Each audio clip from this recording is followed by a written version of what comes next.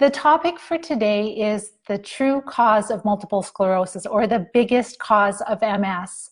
I have personally interviewed hundreds of people that suffer with multiple sclerosis, and one common thing, something that's really big all over the world, is that people are searching for a better way to treat multiple sclerosis.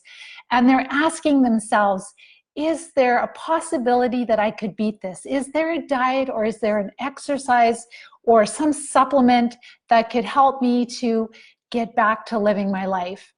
And the positive note is, yes, it is totally possible to recover from multiple sclerosis, but you have to treat the root cause. And you may be thinking to yourself, Pam, we don't know what the cause is. My neurologist said that nobody knows what the cause is. Scientists don't know, doctors don't know, researchers don't know. But I'm here to tell you that yes, we do know what the cause is of multiple sclerosis. So in this video, if you are somebody who is looking for answers, I'm going to give you a lot of hope today, because you're going to see what's helped me to live free of multiple sclerosis for the past 30 years, and it's also helped many wellness champions recover. So the topic of today is, what is the biggest cause of multiple sclerosis? And this is not just MS, but all chronic disease. It would be chronic infections in the body, largely or mostly parasitic infestation. And today, as we go through this little video, I'm going to share evidence, and I'm going to share a lot of successes of people right now that are treating these infections and some of the different types of symptom improvements that they're experiencing. So if we haven't met yet, my name is Pam Bartha, and I'm the author of Become a Wellness Champion and the founder of Live Disease Free. And you're probably wondering, who do you think you are that you can talk about this? Well, I was diagnosed with multiple sclerosis 30 years ago, and by the grace of God and a lot of work and getting the right information, learning early on that MS is caused by infections, that is truly what helped me to get onto a different path and to be able to treat those infections and live MS free for the past 30 years. I see a lot of you guys are joining. Hi, Dawn, and hi, Bryce, and Morris, Sherry. You guys are awesome. Thank you for interacting. So if this topic excites you, please give it a like and share. Lots of hearts. Thank you so much for interacting with me, because I can't see your beautiful faces, and it means a lot to me so I know that what I'm saying impacts you. So going back to my story, I was 28 years old. I was a young mom. I was healthy all my life, and then I wasn't. And it's like, how do you go from being totally healthy to not being healthy, to having this incurable disease where you're told you're going to be completely disabled in time, wheelchair, and what happens, we end up in extended care facilities eventually. So early on, I learned about these infections, and I didn't know what I know today, and that's what I want to give you, is a ton of insights today. So this video is going to give you a lot of hope.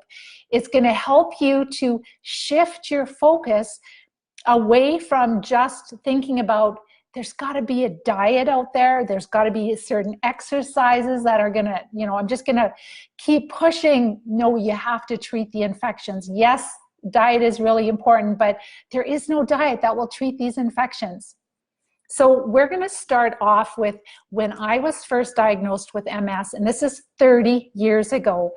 There were at least 4 different medical doctors that wrote books. I didn't have the internet, so I found these books, and in each of these books, they were talking about how multiple sclerosis and all chronic disease is caused by infections in the body.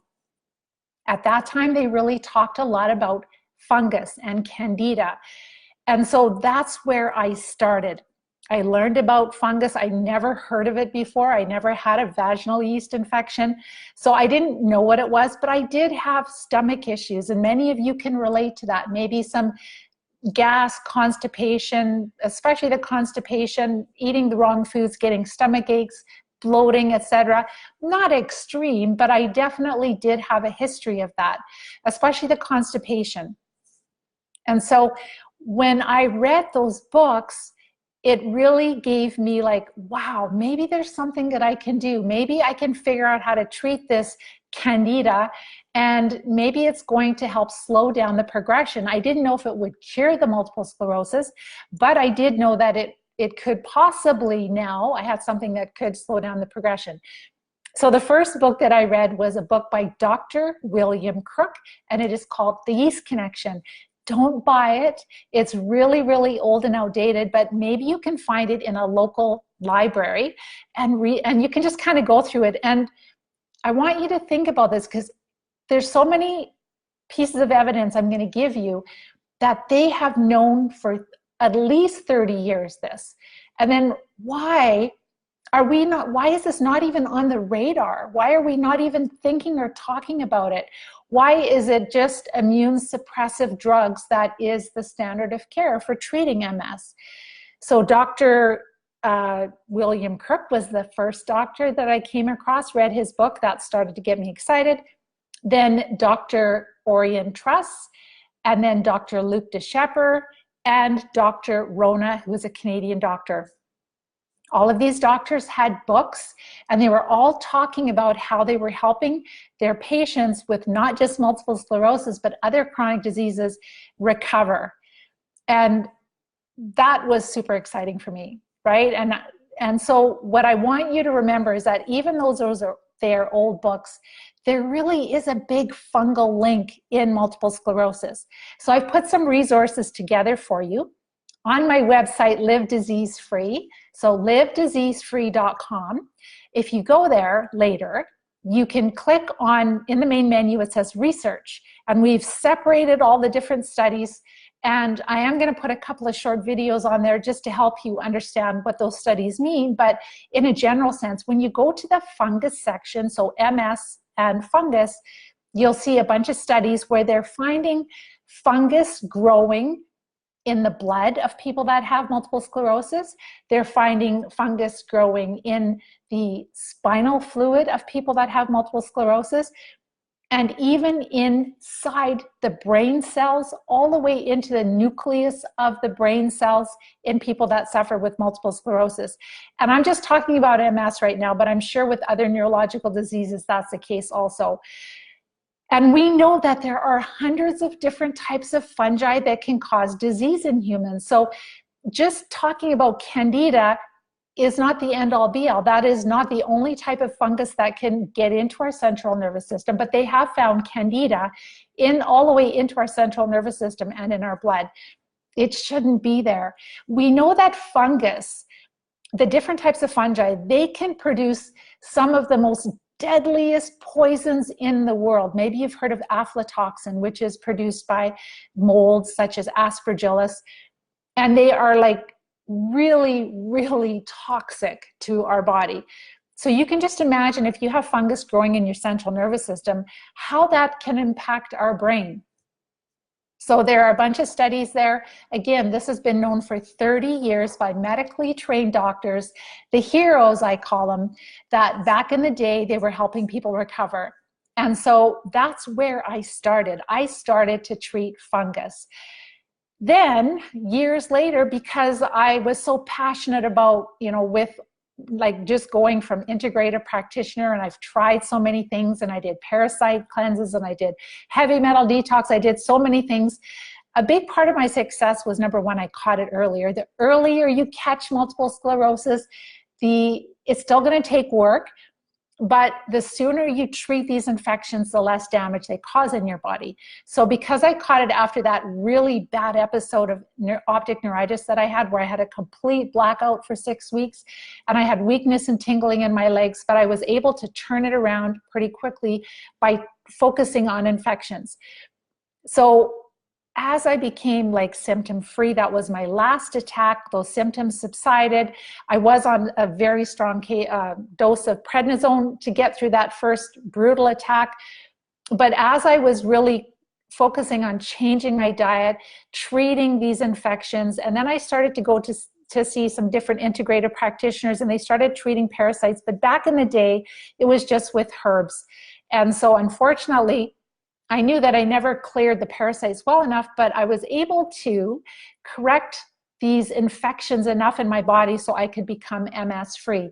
And I've been able to manage the microbes in my body, keeping the bad ones down and the good ones up well enough to stay symptom free for 30 years. And so my heart and passion was to help other people. So I got a science degree and lots of studying and lots of pre-med courses. Then I started to take workshops with these amazing doctors like Dr. Klinghardt and Dr. Yu. There's a bunch of different integrative practitioners that offer, I shouldn't say a bunch, there's a few. I wish there were more. This is quite new. And so by going to these, I started to learn about Lyme disease. So this was a few years ago, and how Lyme disease is really involved in a lot of the neurological diseases. So for example, not just MS, but PLS and ALS, how when we have these different microbes inside of our central nervous system, including Lyme, that they cause a lot of neurological symptoms. So what we learned about Lyme disease, which is really shocking, and again, I should backtrack. So we have our website, livediseasefree.com, livediseasefree.com. And if you go under research, you can find different sections. So you can find the MS and fungus, but we also have a Live Disease Free Facebook channel. And if you go to that channel, then you can look up the video. It's either multiple sclerosis and fungus or fungus and multiple sclerosis. So there's another little shorter video there that I talk about the research. So going now onto the Lyme. Again, with Lyme, if you go onto our website, Live Disease Free, and under the research, you'll see multiple sclerosis and Lyme disease. And so you can look at some studies there. It is absolutely shocking when you look at the history of the studies linking these spirochetes, which are corkscrew bacteria, which is Borrelia, that is a spirochete, and that is the bacteria that causes Lyme disease. There are co-infections that travel with Lyme, but the main Lyme bacteria is Borrelia. Back in 1911, there were researchers already finding these spirochetes in the central nervous system, the spinal fluid of people that suffer with MS. In 1957, I wanted to read this to you because it's pretty profound. To kind of go a little quicker here. There we go. Yes. 1957, Time magazine wrote that multiple sclerosis victims, and at that time there were about 250,000 in the US, were anxiously wondering about a possible cure for their mysterious disease, which is marked by a near total loss of muscle control. So there was a researcher that reported success in cultivating or growing these spirochetes that she found in the spinal fluid of people that were diagnosed with multiple sclerosis. And she came to the conclusion that multiple sclerosis was caused by this spirochete. And early treatment of that spirochete could lead to a cure. 1957 Time magazine, pretty shocking. So if you look on our website, livediseasefree.com, and you go to the research section, just kind of scan that and you'll be just shocked at how 30 studies where it's linking MS with these spirochetes, like 30 before like the 1960s, roughly in that time frame. It's just really, really shocking. And then there are other studies like 2001. There are more current ones, but this one was really shocking too, where they were able, two researchers were able to grow the Borrelia in the spinal fluid in 10 out of 10 people that had multiple sclerosis that were diagnosed with MS. So in every single case, they were able to grow Borrelia, which is Lyme disease. So there are different types of spirochetes. So there's not just one, and there can be different species of Borrelia too. So there's different strains of Borrelia that causes Lyme disease. But these two researchers, that corkscrew bacteria, that spirochete, they actually confirmed that it was Borrelia that causes Lyme disease. And they were able, and all tested positive for Borrelia spirochetes by electron microscopy, which is huge. So there is this huge trail of research linking multiple sclerosis and Lyme disease. So some of you might be, maybe you're kind of being in you're in the phase of being diagnosed, and you're like, I don't know if I have MS or if I have Lyme disease. Multiple sclerosis is just a collection of infections. And people that I work with, students that have Lyme disease or multiple sclerosis, they're doing the same thing. We'll talk about that after. They're treating the same general groups of infections. So Dr. Klinghardt is one of the wonderful hero doctors that I've studied under, attended his workshops, and he shared in one video where in that video, he said, in the past 5 years, with every single MS patient I've treated, they all test positive for Lyme disease. So it's really, really common. It's more common than not that if you suffer with MS, or if you have the neurological symptoms associated with MS, that you probably have Lyme disease. And we'll talk about how to deal with that, how to treat that. Then parasites. So now, again, we started with myself on my journey over 30 years, learning about fungus.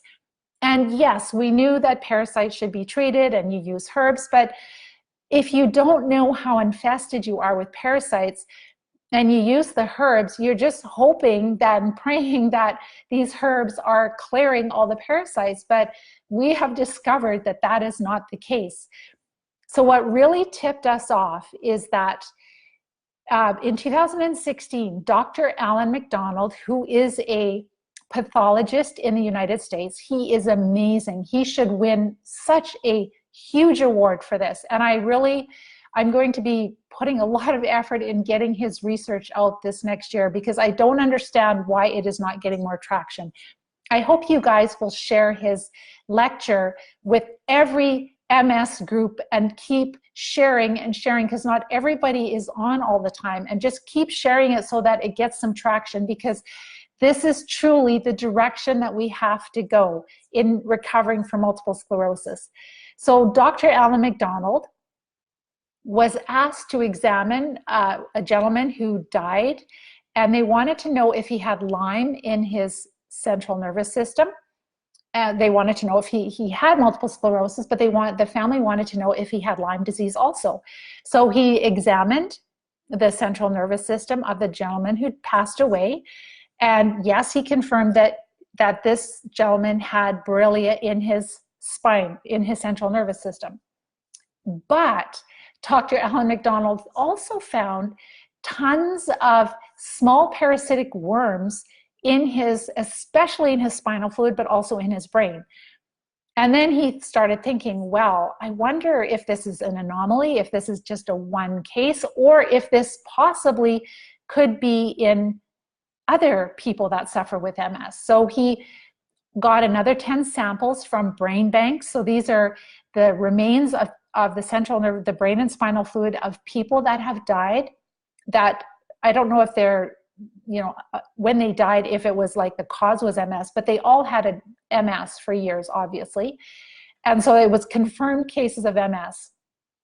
And he said that there is not a case where we didn't find many, many small parasitic worms in the spinal fluid, in every single case that he examined.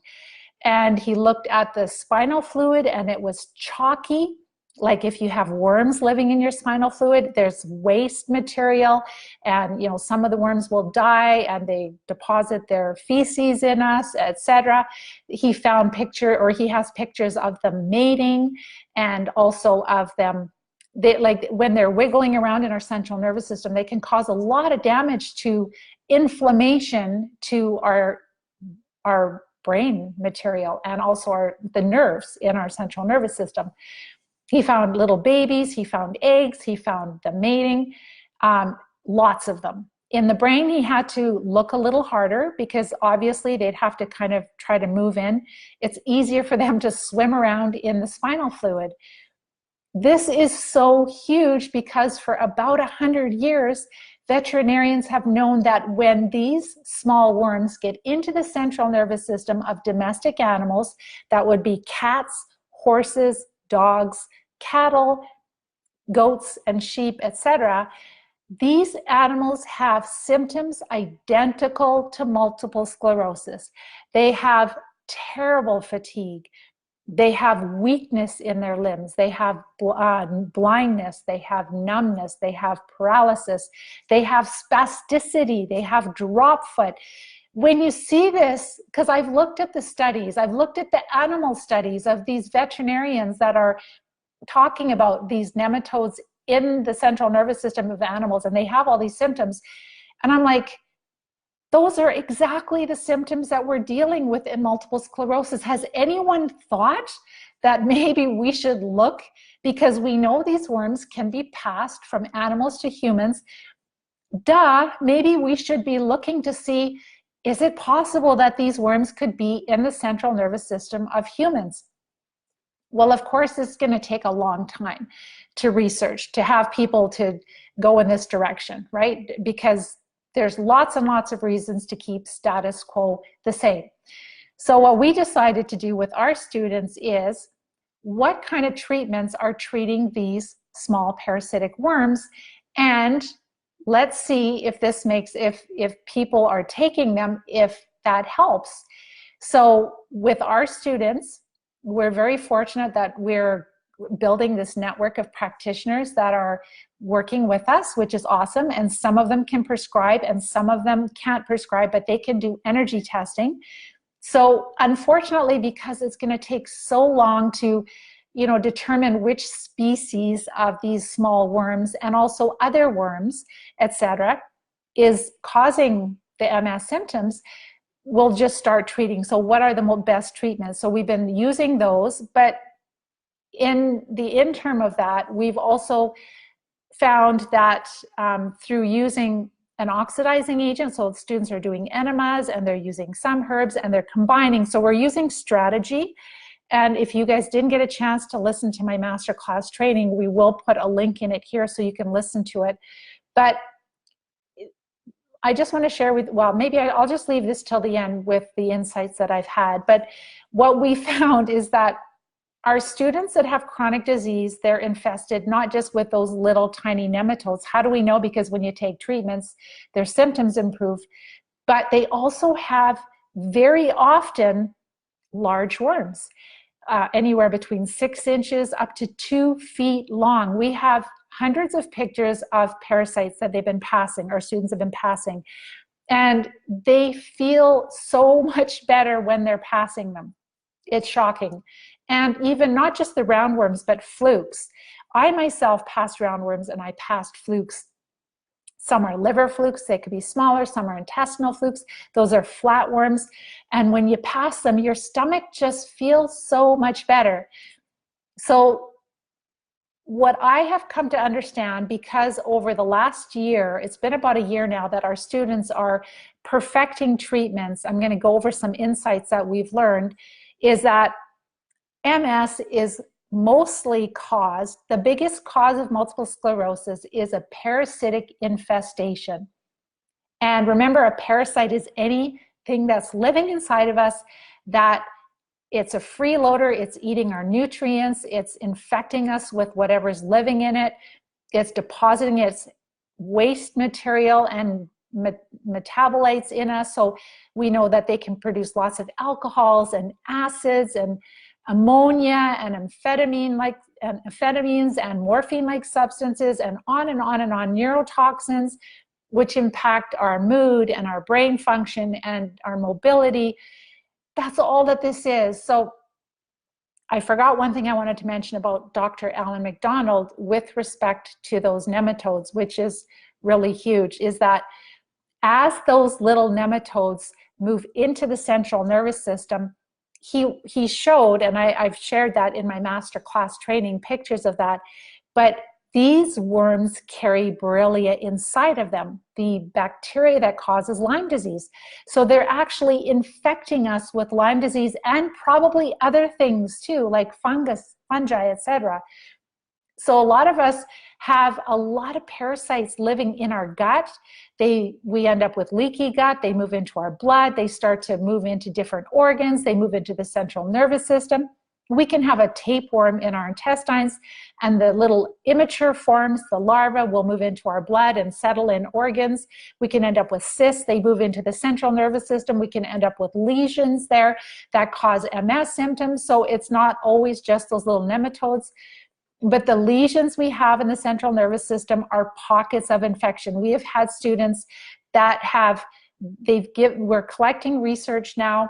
They've given us their MRIs. I don't know how to read them, but they've been told by their neurologist that their lesions have healed over as they've been treating these infections well enough, which is super exciting. And they're doing this in months, not years, which is exciting. So parasites are huge. They are so huge. It is like so eye-opening. And I have tons of different videos again. So on the livediseasefree.com website, you will see that if you go to the research, there's a whole section of studies to do with multiple sclerosis and parasites. And again, on YouTube, Live Disease Free channel there. Make sure to, if you like those videos, subscribe so that you're notified, and leave comments, etc. But you'll see that I have a several-part series of infections, and I'm going to be updating them within the next few weeks, just because there's more and more research, and just making them more concise and just bringing them more up to date, because we're learning, like every month we're learning more and more and more. And so what I'm seeing in my students, and this is kind of like a summary, is that what we've learned is that multiple sclerosis, the biggest cause of multiple sclerosis, are these chronic silent infections in the body. And we call them silent because you don't have a high fever. The doctors can't pick it up. They don't have good tests for them. They can do a stool analysis and they're not showing up. So they're chronic. You've had them for years, but there's a tipping point when they become so populated in our body that they start to cause real damage to our nerves. And fungal overgrowth is always present and always must be treated. And for some of us, we're seeing that it's not just the candida, like with what our students are testing well for. They're testing well for antifungal treatments that are systemic, like to treat the fungus systemically, but also like different types of molds, like aspergillus and others. There are hundreds of different fungi. So we're not going to be able to figure out which ones, but how we're helping people recover is we're seeing which treatments test well for them, for the types of infections they have. And then the types of parasites that we have are really dependent on what we've been exposed to. Where did we live? Did we live in rural areas? Have we had pets? Have we traveled? Where do we get our produce from? You know, even going into town and using a shopping cart, there's usually fecal matter on the shopping carts, on door handles, and you can't hide from parasites. But the problem is, for myself and many of us, we were on a lot of antibiotics early on, and that wipes out our natural defense, and then we are really susceptible to whatever infections we have. So one of my students, she milks goats, and she was testing well for a lot of the parasite drugs that she uses on her goats. I want to ask you this one question. Number one, the practitioners will tell you, we don't have parasites in developed countries. That is a third world country. That's if you're going to the tropical countries. We don't have parasites here. And then ask them, do you have a dog? Yes, I do. Or a cat, or some kind of a pet. Or you can just say, why is it that we have to deworm our dogs and our pets and our cats and our cattle and our horses because they get parasites? Do you think that maybe we could get parasites too? Like, it doesn't take rocket science. It's insane how we think that we are not susceptible to parasites. They're everywhere, right? Yes, if you go to a third world country and you drink water that is contaminated, right, then yes, you could get a much higher amount of it. But you know what? There are times when our municipally treated water does not work. The chlorinator is off for a day, and we drink the water, and we, you know, everybody in this house doesn't feel very well for a day. That happens with all systems.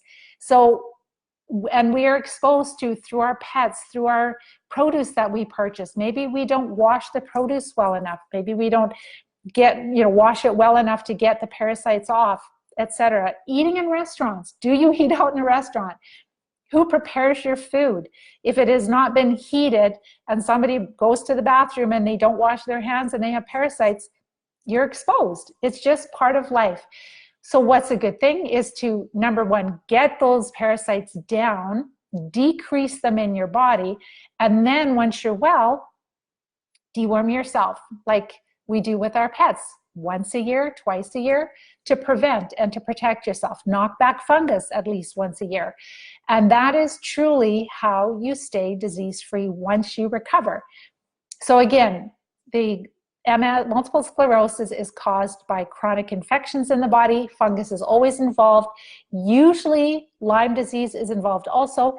We don't start treating Lyme right away. It is one of the smallest microbes we're dealing with. We start with the bigger ones. We get rid of the bigger issues. So the parasites and the fungus, several cycles. And that is how people that have Lyme disease, how they are starting to feel better. Sometimes we don't even need to treat Lyme then. Sometimes when you get the parasites down low enough and the fungus low enough that your body deals with the Lyme disease. And if not, then it's much easier to treat. Then you can use some of the herbs, liposomal herbs, that are going to get deeper into the tissues. And when we're dealing with parasites, it's not just the small nematodes. So we know that mosquitoes can infect us with these nematodes, and so can fleas, not just the Lyme disease, any biting insects. So we have to be aware that when we have, the sicker we are, the more infested we are with parasites. I know that because I see that in my students, and it's shocking what's coming out of them. It is absolutely shocking. I'm going to be sharing more and more pictures this year. You don't have to look at them if it bothers you, but most people really want to know what could possibly be living inside of me, making me feel so lousy. And so we have to treat the large worms and the small worms. We have to use treatments that will get all the way into the central nervous system. I love herbs, but usually they're not strong enough to treat the blood, to treat organs, and to get all the way into the central nervous system. So when we combine therapies with using an eating plan, so we first stop feeding the infections, we support the body, and then we start to use a strategic game plan to treat the multiple infections. Again, chronic disease is caused by several infections, which we call being in a state of dysbiosis, being really out of balance, too many bad microbes and not enough good. All right, so just wrapping it up, not everyone with MS has the same protocol to get well. Again, it's what you have been exposed to, and we have to use different therapies together. And it really is a true infestation, so it takes several months of treatment cycle. So if you guys have any questions, make sure to type them in the question box. And I am going to go over a few successes because, you know, there's lots of science out there. There's lots of research, but is this true for people in the real world?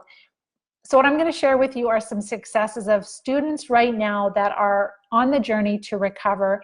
And some of them, a few, so they're all in different places. Some are just starting, some are just graduating, and there's a few grads that I just wanted to share too. And it's really neat that the grads keep in touch with me. So this one grad is in Europe, and she shared after starting with 2 anti-parasitic drugs, so this was last May, she noticed that, again, the eating plan, supporting the body, prepping for the treatment, and then she used 2 anti-parasitic drugs. She found that in May that her fatigue was starting to really improve, and the sensitivity to light really improved. She had an MRI in June, but she still had inflammation in the left optic nerve, which is understandable. If you're just starting treatments, and that's a 14-day cycle, It's not going to get everything out of your body. It's just starting to decrease the burden of the parasites. Then she added 2 other anti-parasitic drug treatments. She did 4 rounds of the 4 anti-parasitic drugs together. So she would treat 14 days of parasites and then do at least 10 days of fungal, treating fungus after, and then taking a break. So that's 1 cycle. And then she just shared, I just had my 6-month MRI in December, and it showed no inflammation on the optic nerve. So it healed over, which is awesome. She's not done yet. She still has more work to do, but that's pretty crazy after 4 cycles. That's amazing. This next student I want to share with you, she's on the journey right now. And some of you have had the disease for a long time. And you're wondering, is it going to work for me? Is it too late for me? Is it like these infections have totally destroyed my nerves and there's no way that I'll be able to get function back? I can never promise that you're going to walk again, but what I can say is that we are seeing in our students that there is so much recovery that you can have that we really did not know was possible. So with this student, she shared, I've had multiple sclerosis since 1994, progressive MS since 2012, and she's using a wheelchair. And prior to my diagnosis, I was so fit and muscular. So she followed the eating plan, supporting the body, and she has been treating. And one thing I wanted to share with you that's really helpful is that with these parasite treatments, we found that if you test well for, let's say, 4 of them, and if you just take 1 for whatever your doctor prescribes and the next one for the length of time, like 10 to 14 days, separating them, the students just don't have the symptom improvement as bringing them together. And that is something we learned from one of the hero doctors too, is that when you take the treatments together, but again, my students are getting help and care, making sure it's not too strong for them. But she shared, since I have taken 5 treatment cycles, I have more energy. I wake up feeling so much more refreshed. My head is clear. My neck has improved. I can now turn my head to the right without it hurting. I'm able to use my walker at night to stand and to move around. And I've walked to the bathroom back and forth twice so far. My left leg is a little more manageable and my right foot is no longer cold. So that would mean her circulation has improved a lot and I'm able to move it around more. My arms have also improved.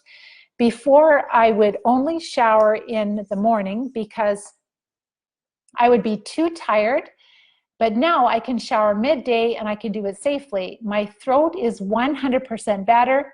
I used to choke so easily, but I no longer have that problem. And that's a really big deal because some of the students I work with, they start to get the GERD where they have a hard time swallowing and choking is so easy.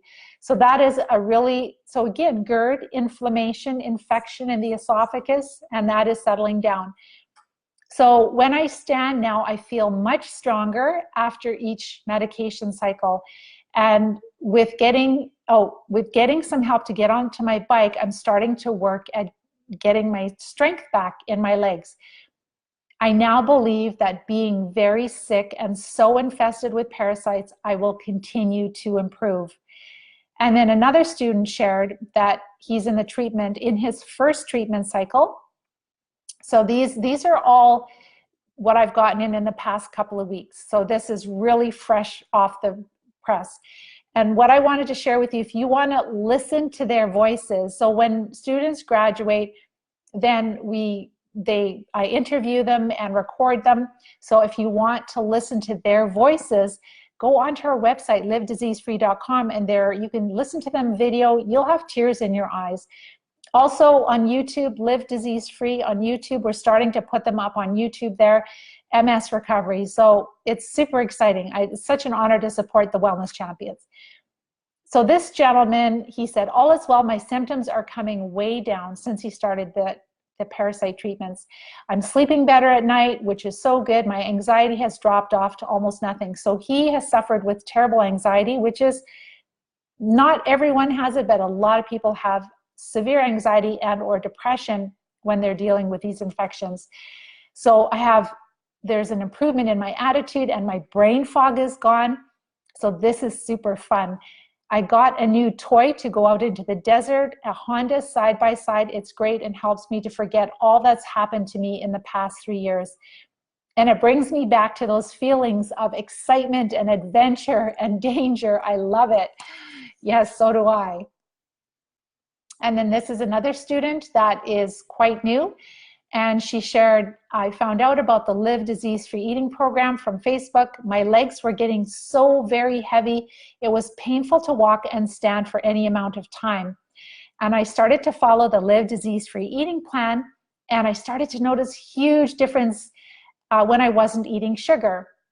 I have now been sugar-free for 2.5 weeks, and my legs feel back to normal. Even better than they have felt in the past few months. And I'm also now on my treadmill for 25 minutes at a time, which is amazing. And then another student shared, oh, still the same student. She also got a job offer and she has started a new job. So a lot of times if somebody's been dealing with MS and they are not able to work, sometimes by the end, within 3 to 6 months of starting this journey with us, they're able to go back to work. But she's catching it early enough, so just by her treating early enough, she's able to go back to work, and she's just starting this journey, which is awesome.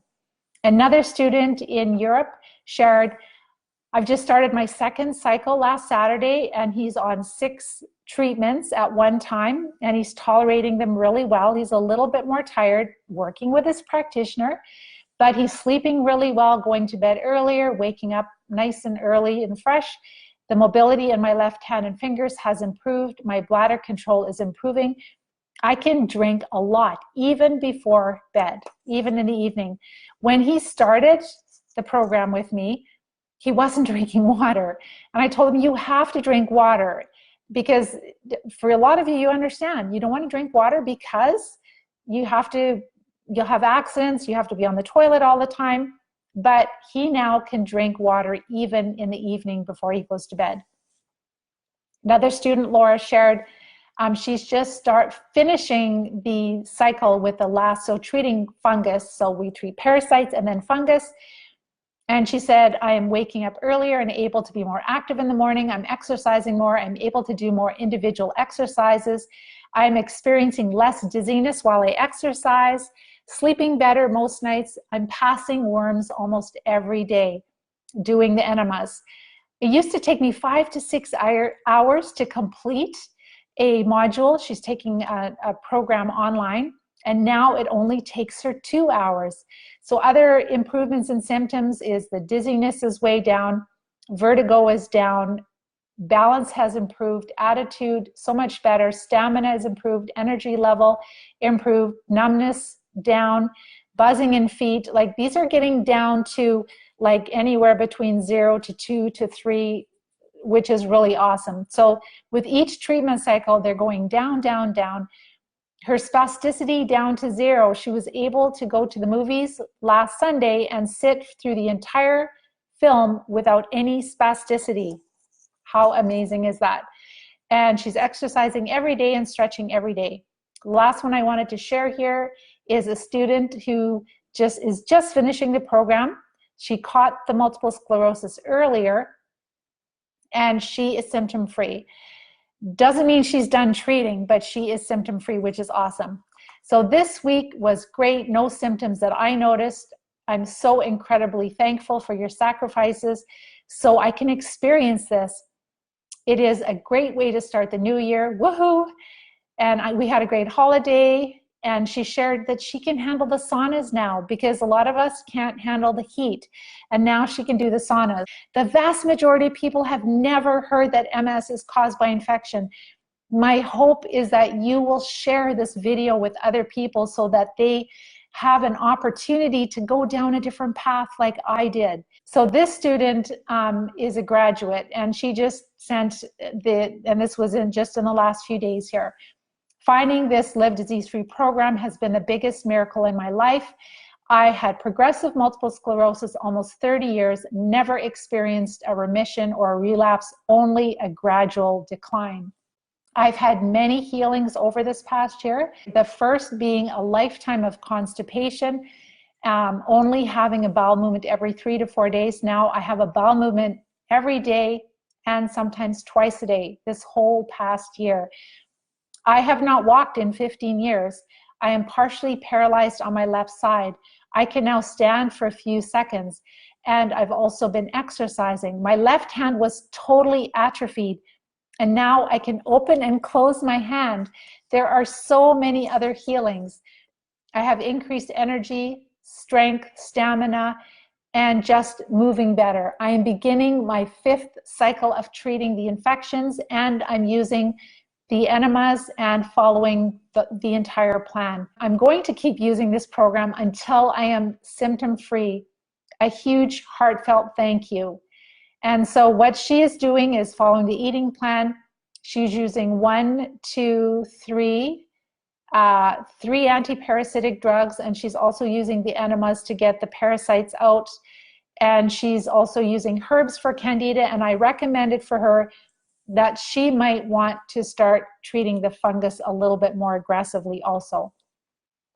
And then another student who is ready to start treating right away, so following the eating plan, supporting the body, and we want to see symptom improvements before we start treating, because the drugs on their own are not going to get us our life back totally. They will help, but we have to use a holistic approach. I wish it wasn't that, I wish it was easier, but that's what we do. So she said, however, or since I've been following the eating plan, I'm able to lift my left leg by itself without using my hands to physically lift it. The spasms in my legs are definitely a lot better. My balance has also improved, but she knows she's infested with worms and she wants to get rid of them. Another student who's brand new, I would say maybe 2 weeks or so. I love the program already. It's my 2nd week following the eating plan. I am no longer held hostage to the carbs and the sugars. I've lost 7 pounds. She wants to lose weight. If you don't want to lose weight, you don't have to. But if you want to, it's just a bonus. Also, she's noticing improvements in her brain function also already, just by the eating plan. And so now she said, I finally have a plan to treat the fungus, candida, parasites, viruses, mold toxicity, H. pylori, and I hope that my strength and stamina will return, and it certainly will. So she's just starting 2 weeks into it and already noticing improvements. And then another student shared that following the eating plan, that the bloating is much less, almost gone, and the psoriasis rashes on his legs have really decreased also. So that's what I'm looking for. Again, psoriasis is autoimmune disease. It's caused, all of these are caused by infections. And so as these symptoms are starting to go down a little bit, that means that those infections are less active, and that will make the treatment more effective.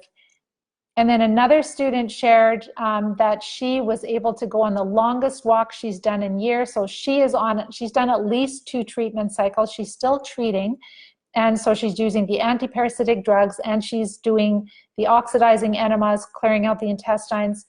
And she shared, I had great fun with my 2 teenage grandchildren this past weekend. We did a 50-minute walk along the river. It was so cold. That was the longest walk I've done in years. And she did a happy dance over that. So those are just a few. Those are not all of the successes that I got in. Just this is what students are doing right now today. And you can do this too. But if you're at that place, it's like, this makes total sense. I've been looking for the answer. I've been looking for the cause. I've been looking for how do I recover? And now I have hope. But I do need to treat these infections. And if you need help with that, I can help you with that. That's what we do in the Live Disease Free Academy. There will be a link to my masterclass training. I just did it live. Last week we had just short of 1,800 people register for that training, and we have a bunch of new students that are coming on board and will be over the next week or so. So it's a perfect time to treat these parasites. So make sure to watch my masterclass training. And if you're ready, if you're at that place where like, I'm ready to treat and make this the best year of my life, then you'll be able to fill out a form And then after you fill out the form, we will review it. And if we feel you're ready, then you will get a link to my calendar. I'll chat with you. There's also something I want you to watch. It's a coach-a-thon that will really explain all the steps and everything about the academy, so that you'll have all that information before you and I meet. And then we can meet, or some people are just joining and then I meet. But I'm going to want to talk to you if you're going to be a new student. I want to get to know you. I want to know what you've done, what you're dealing with, what your symptoms are, so that I have because we're going to work together for 3 months, week by week. I will know you personally, and I will guide you through the process of treating these infections. So if you're brand new and you're like, Pam, this sounds great, but I want more information, watch the masterclass training. It will be in the feed or above the video, below the video. And also we've got tons of videos on YouTube, Live Disease Free, and on Facebook, Live Disease Free. If you're ready, you're looking for a game plan, make sure to watch my masterclass training and how to recover from multiple sclerosis. You'll see a link to this, and you can literally get started within a few days to start treating. You're not going to start treating right away, but prepping to treat. And other than that, I have tons of videos. Get to know me if you don't know me, and if you want to learn more, I've got a several-part series on infections. Again, probably we do have a playlist on Live Disease Free channel, YouTube. Other than that, I'm going to let you guys go, and I will see you next week. And I will be talking more about these infections again. And what I'd like to do is I'd really like to start with a more detailed conversation about the work of Dr. Alan McDonald, about what he found. Take care and bye-bye for now.